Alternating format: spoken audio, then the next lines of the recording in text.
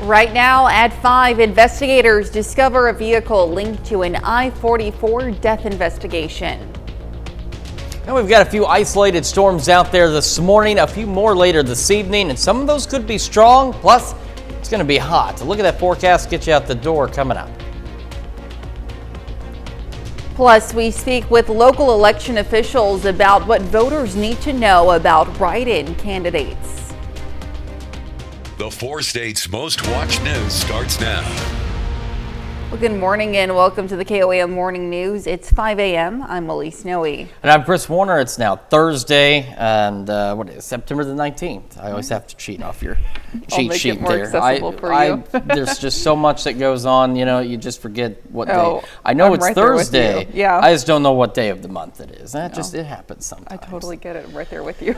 Oh boy, but hey, we are that much closer to Friday, that much closer to the official start of fall, and that much closer to some cooler weather. But boy, we have got to get through some unpleasant heat to get there. So let's start though with the look outside. We got a lot to cover this morning. We're going to dive into this. This is a live look from our camera in downtown Pittsburgh. Now it is looking roughly south-southeast.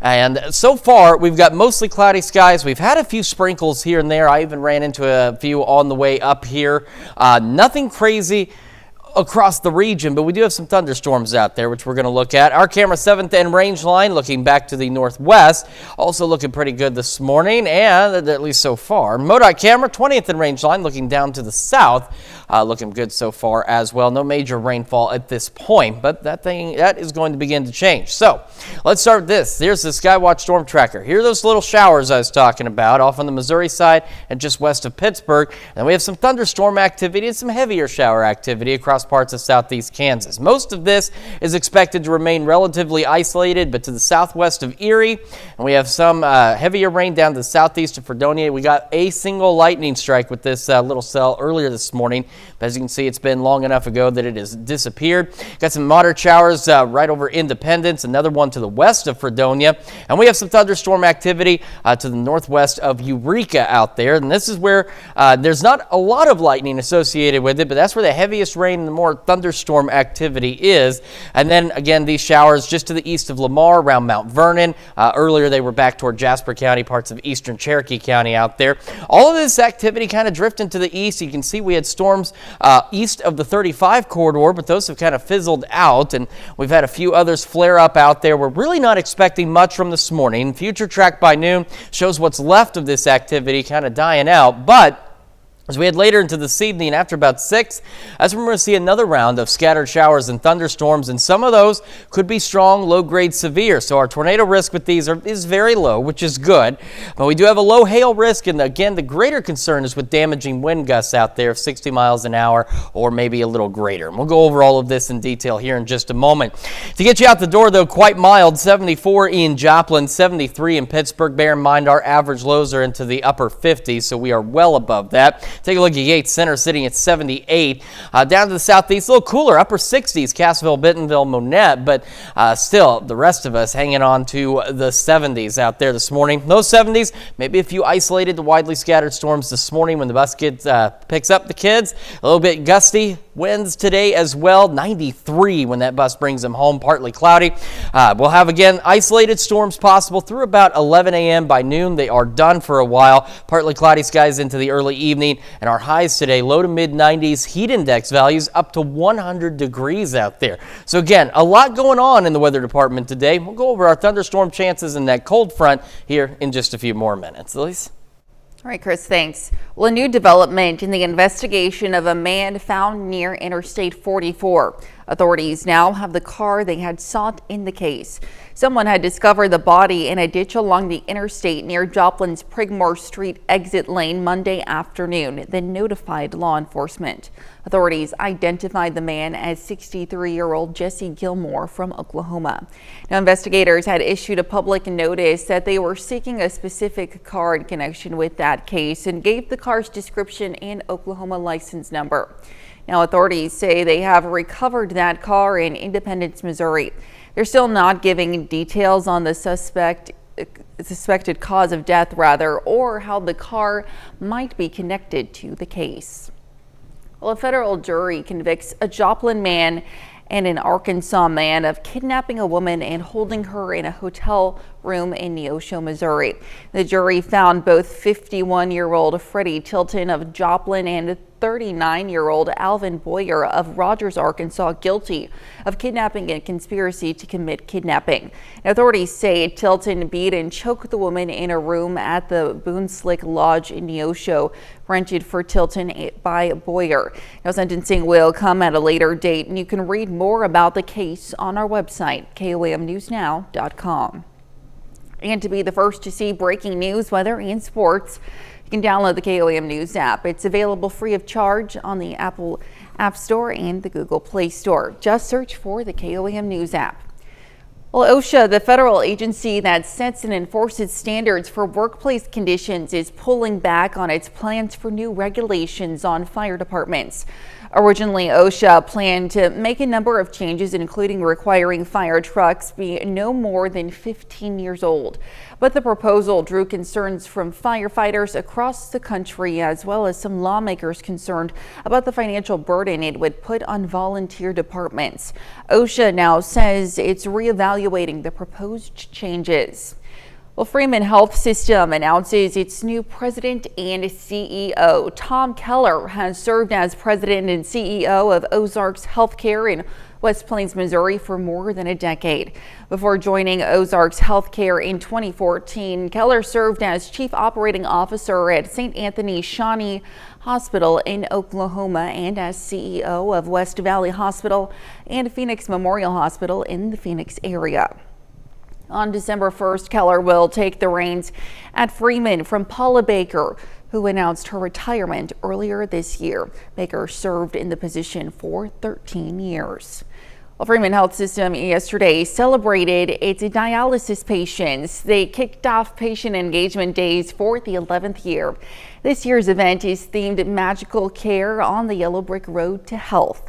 The event is designed to empower hundreds of dialysis patients to better inform them of their healthcare options as they navigate the stress of the treatment.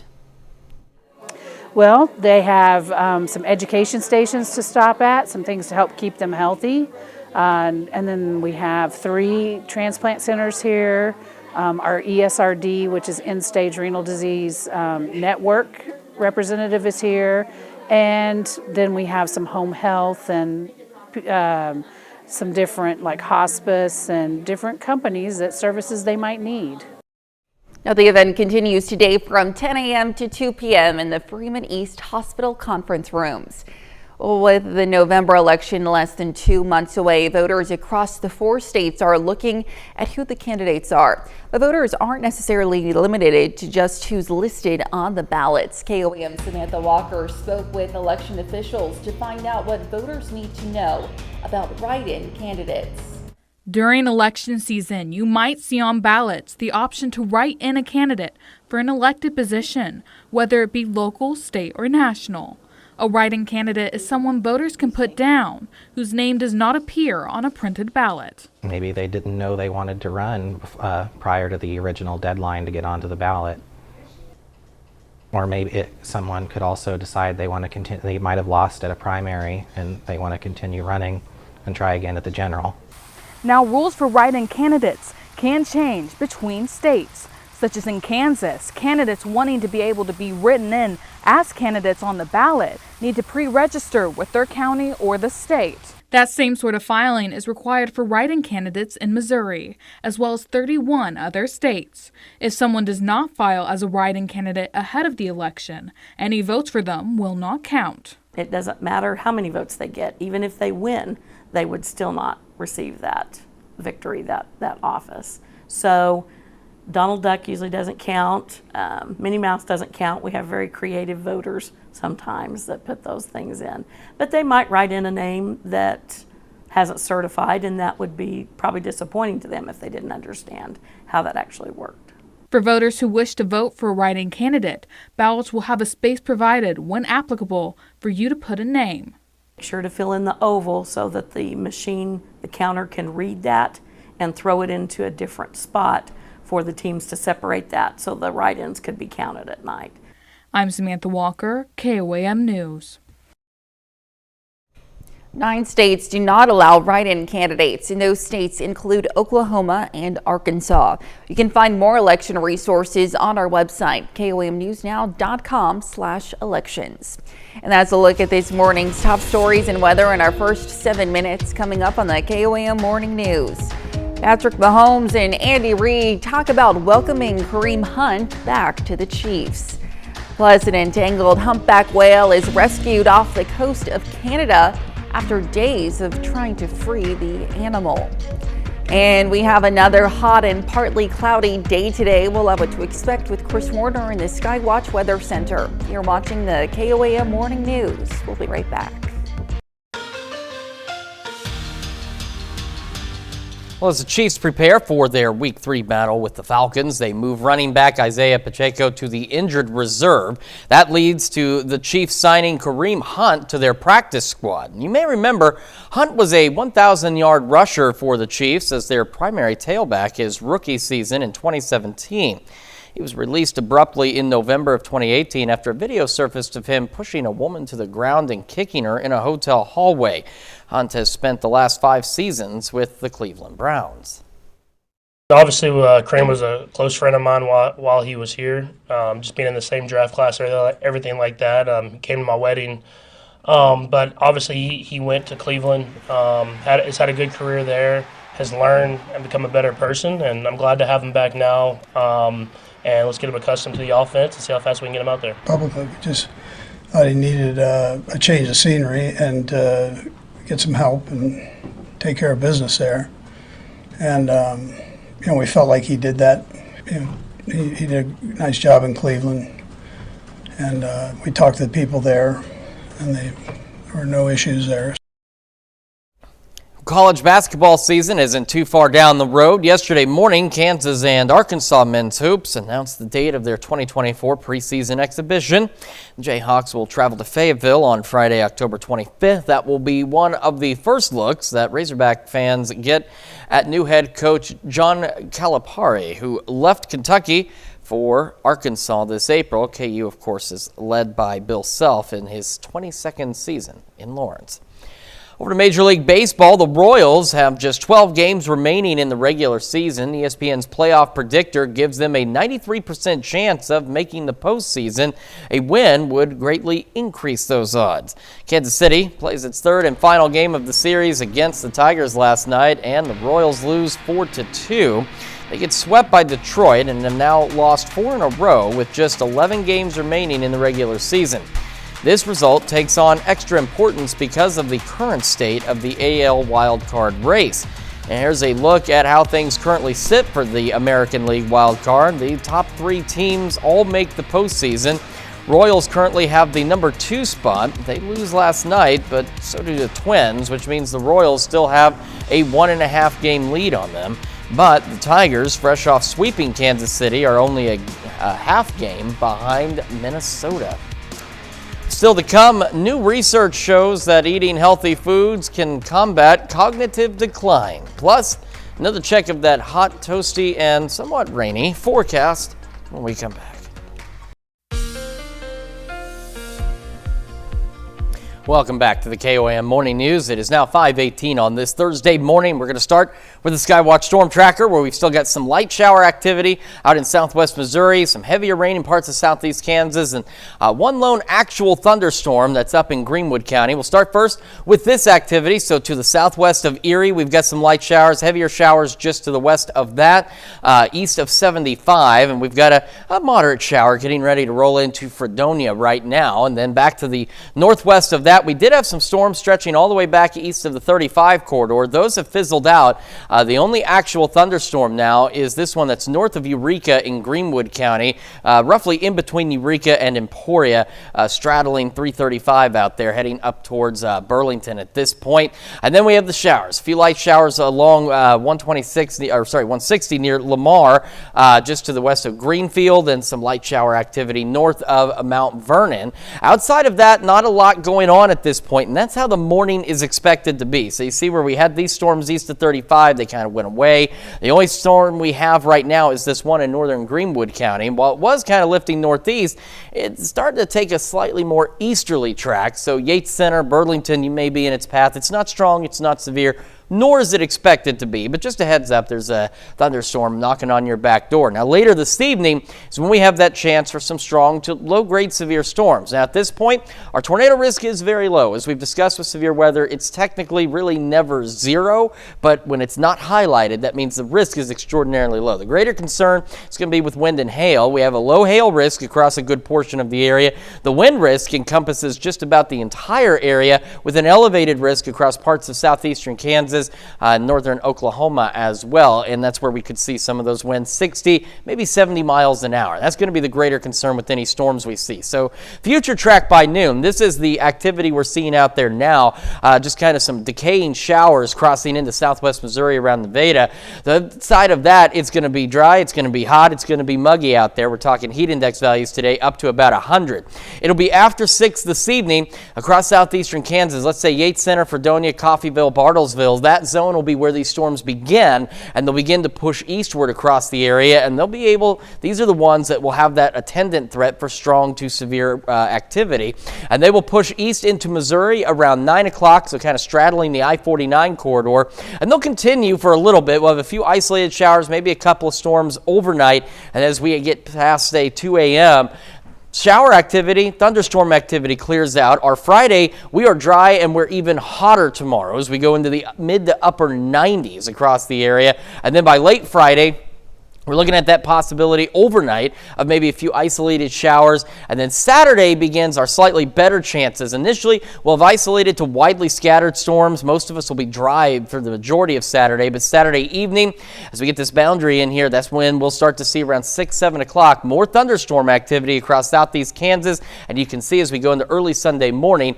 it becomes considerably more widespread out there.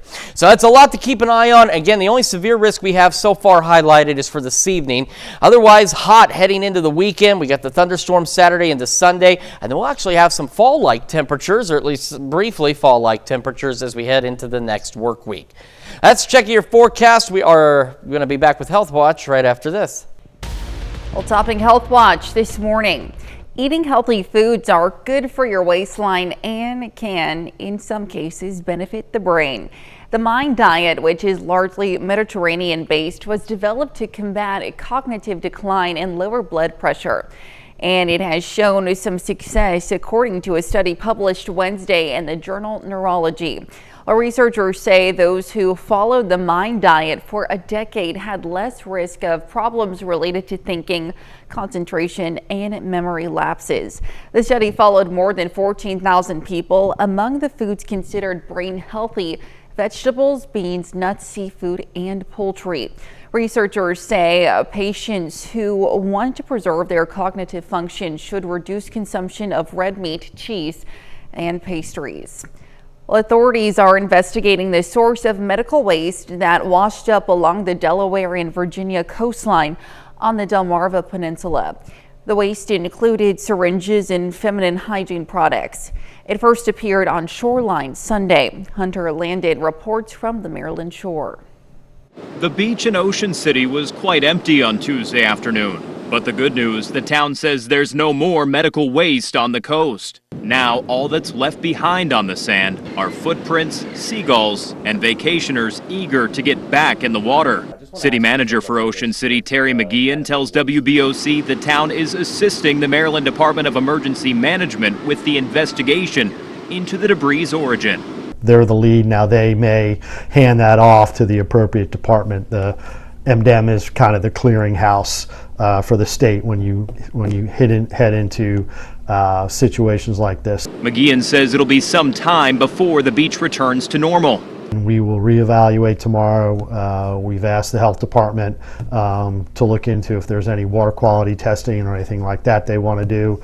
We'll wait for the all clear from them. Further up the coast, Denrick tells WBOC only minimal medical waste has been discovered on Delaware beaches. It's unclear who's leading Delaware's investigation, but Denrick says it's working closely with public health authorities and federal, state, and local partners. For Zandra Heilmeyer and her family, this medical waste has thrown a wrench in their vacation. They set up shop on the sand just feet from the boardwalk instead of at the water line. I hope we find out where it came from soon, and I hope that we can correct it soon, because it's a shame that families can't come to the beach and enjoy the full potential. A medical waste mystery now in the hands of the state government. Officials are keeping a closer watch on future high tides. The Ocean City Beach could fully reopen by the weekend.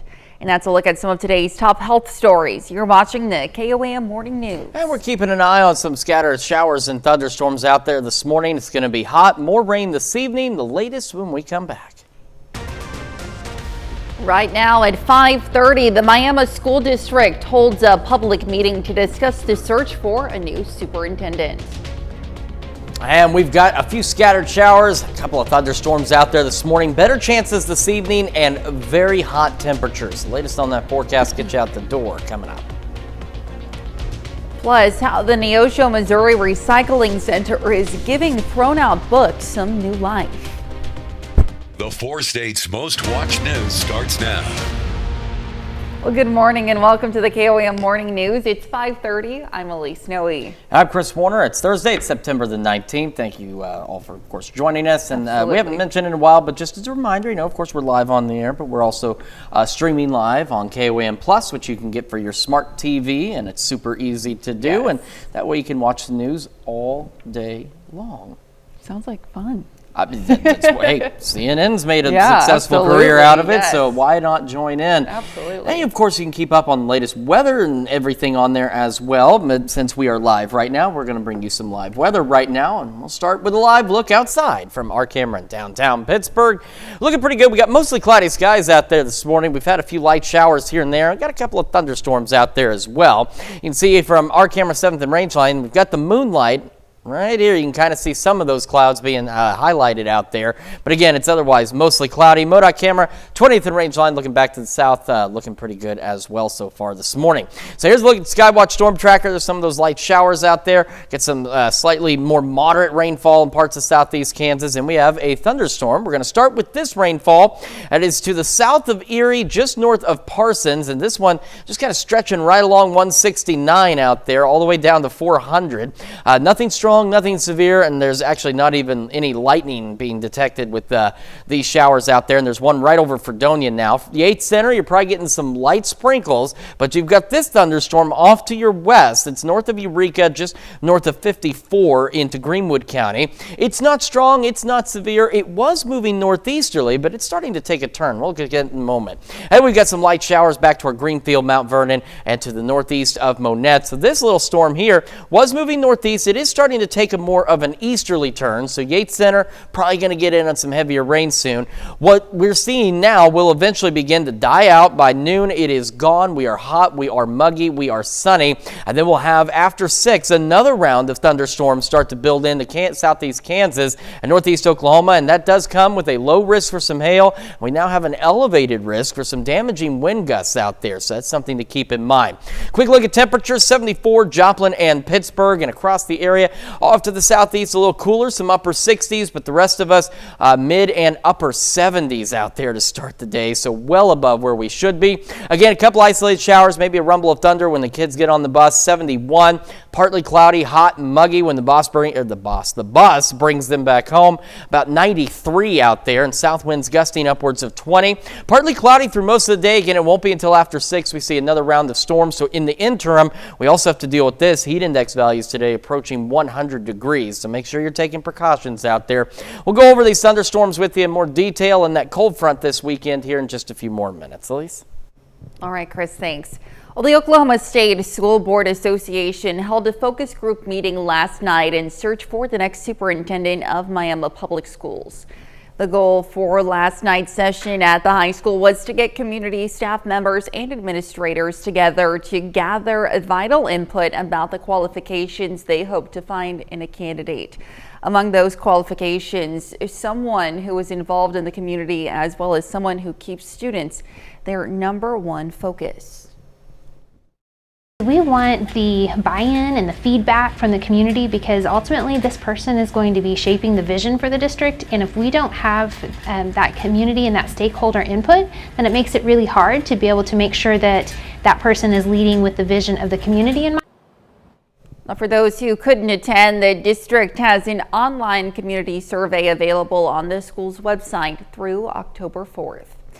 Well, work could begin soon on the demolition of several homes in Fort Scott now that city commissioners have given their approval. Most of the homes being considered for demolition are abandoned and or falling apart. Some city leaders feel these homes bring down the value of surrounding homes.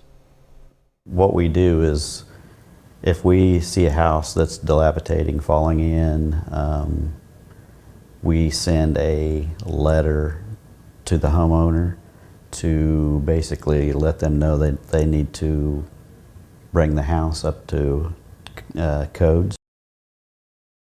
Now, owners who oppose the demolition of their house will be given a period of time to repair the building. And if they don't, the city could opt to move forward with the demolition process. Well, the recycling center in Neosho, Missouri is recycling books and not just the pages they are made out of. Over the past few years, this center has created a library for books still in good condition to be taken by anyone who wants them. Diana Howell with the center says people will often come to the center just to pick up books. Howell says this is the center's way of promoting the reuse, a part of recycling.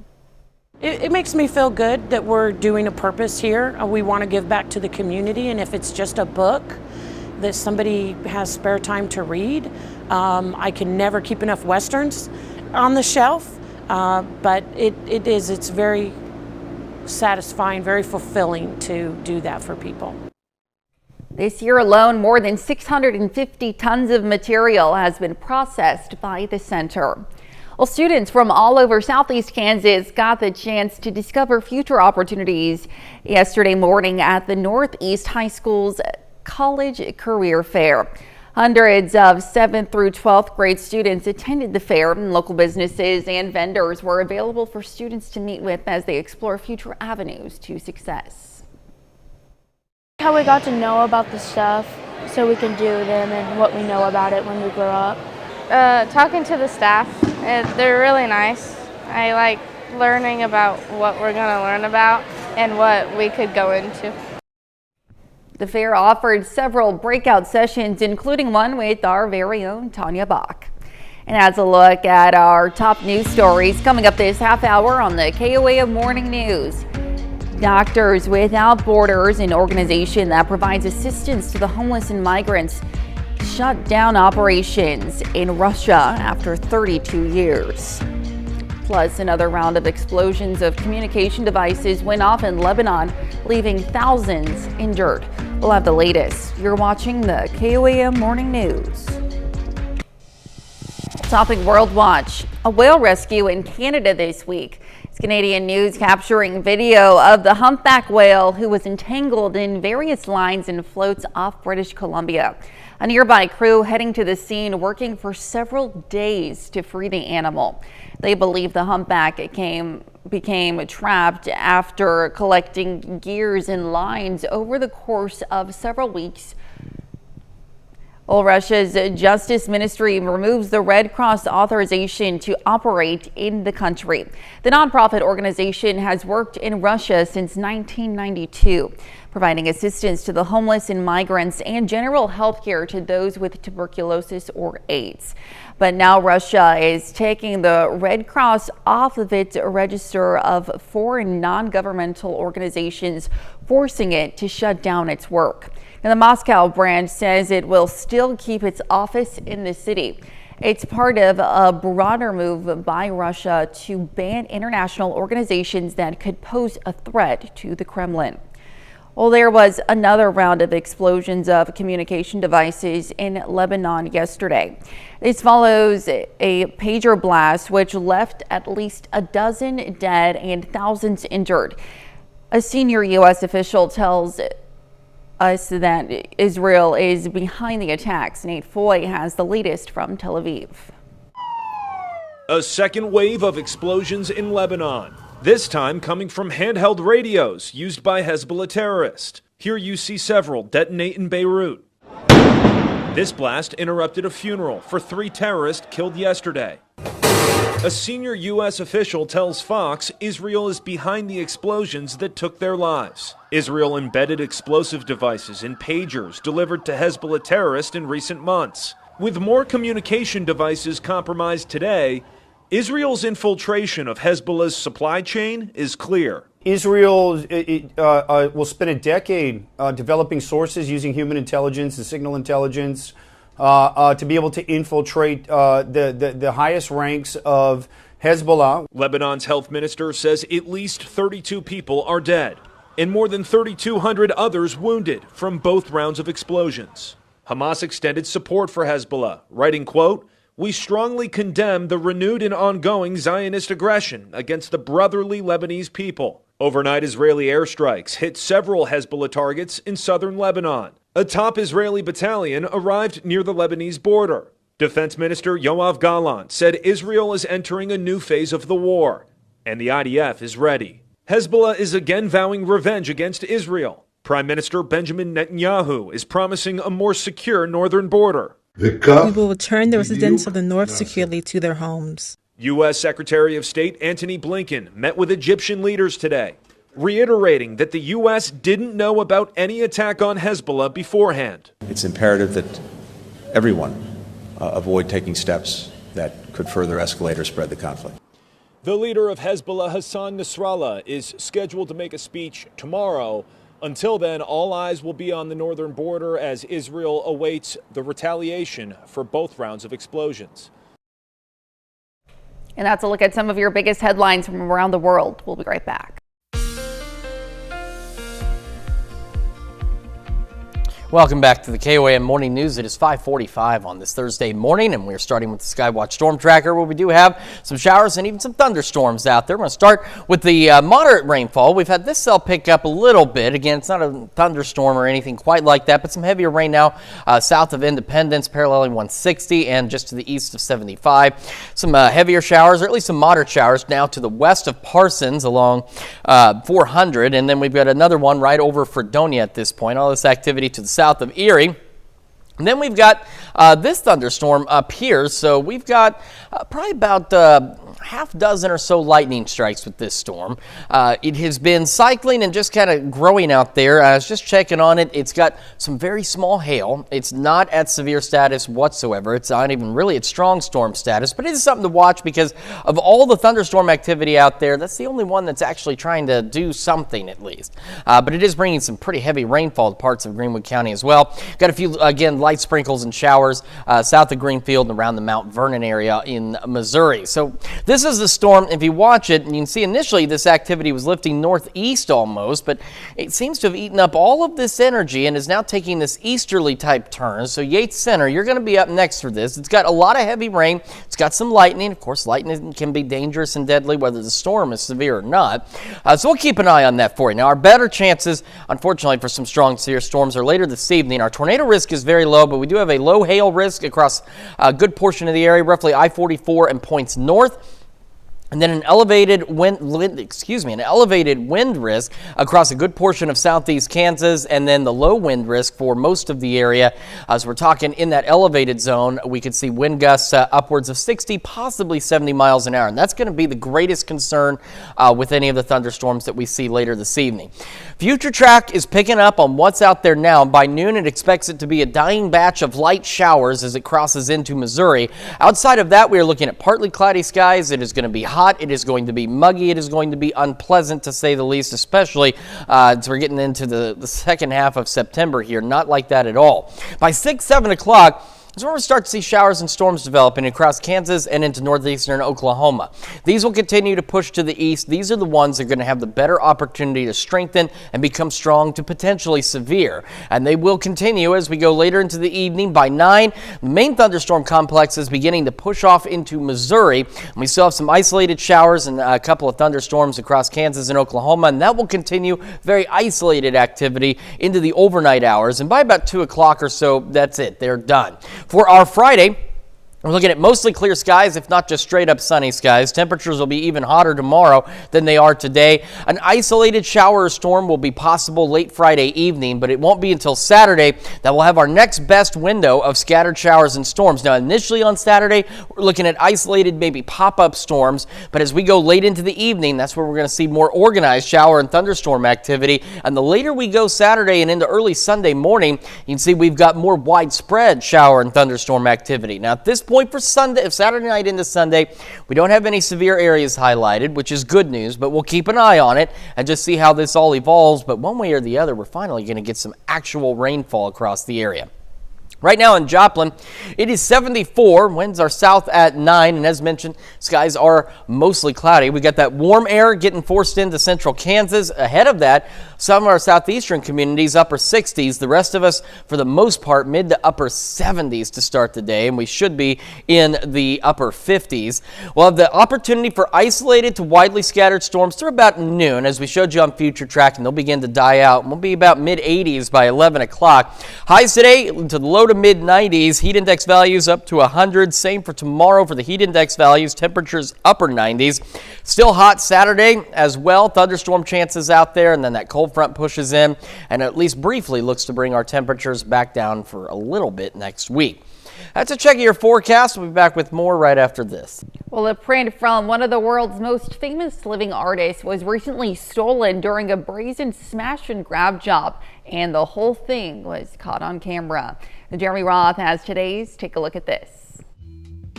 A beloved Banksy balloon print boosted by burglars is back where it belongs. That's according to the UK's Grove Gallery, which recently shared surveillance video of a burglar breaking in and swiping a $360,000 print of artist Banksy's iconic Girl with Balloon.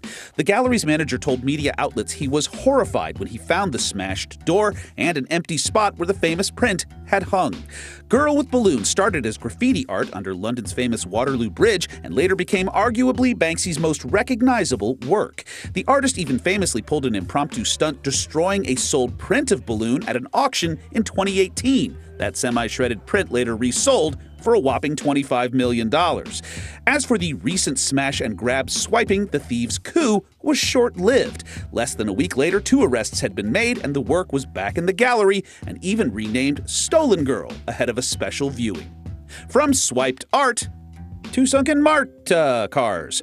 Retired subway cars from Atlanta's MARTA transit system have been reborn as an artificial reef off the Georgia coast, and environment officials say it's going swimmingly. Last year, the retired cars were stripped of hazardous materials and dropped into the Atlantic Ocean to create a roughly 2-mile-long artificial reef. Marine biologists recently revisited the sunken cars and observed flourishing soft coral and sponge growth, as well as 9 different species of fish inhabiting the area. They say they are thrilled with the progress, and MARTA says they couldn't be more proud to repurpose their old rail cars in this environmentally responsible way. For Take a Look at This, I'm Jeremy Roth. We'll be right back.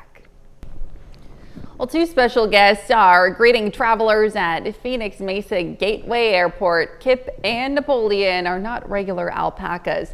They're emotional support alpacas and were a welcome sight. Kip and Napoleon were not the only wild surprise at the airport. Travelers could also enter to win a free trip as part of the celebration. Now, the winner gets 2 round-trip tickets out of Gateway Airport to a destination of their choice. Well, ahoy, matey, you best know some King's English because today is International Talk Like a Pirate Day. You don't have to dress up to talk like a pirate, but you could to celebrate. Now, shiver me timbers, because that would show some commitment. The idea for Talk Like a Pirate Day was born nearly 30 years ago when 2 friends on a racquetball court started ribbing each other in pirate slang. Now, don't worry, neither of them had to walk the plank. Aye, but you might have to walk the plank. Yeah, I am not good at talking like a pirate. And this isn't a good sword by any means, but I think it's a kebab skewer, but it still could do some damage. We used to have some good fencing exercises when I was doing weekend news here. We would go fencing down the hallway. Not quite the same, but you know. you got to have some fun, got to make the day interesting. And we've got an opportunity for some showers and thunderstorms this morning. We're seeing a few of those in southeast Kansas right now, but we're going to have opportunities for strong, potentially severe storms later today. Highs into the low to mid 90s, but heat index values will be about 100 degrees today and will be dry. Any showers we have out there should be done before noon and will be hot, muggy, and uncomfortable. And then after 6, we'll start to see more of these showers and thunderstorms roll through, and there is a chance for some strong to low-grade severe storms, and that could bring in some gusty winds and some small hail, and temperatures 10-15 degrees above normal as we go back into the low to mid 70s. Upper 90s tomorrow, 90s again Saturday. Cold front gets closer. We get a few storm chances as we head into Saturday and Sunday, and we'll cool back a bit by next Monday. We're back with more right after this.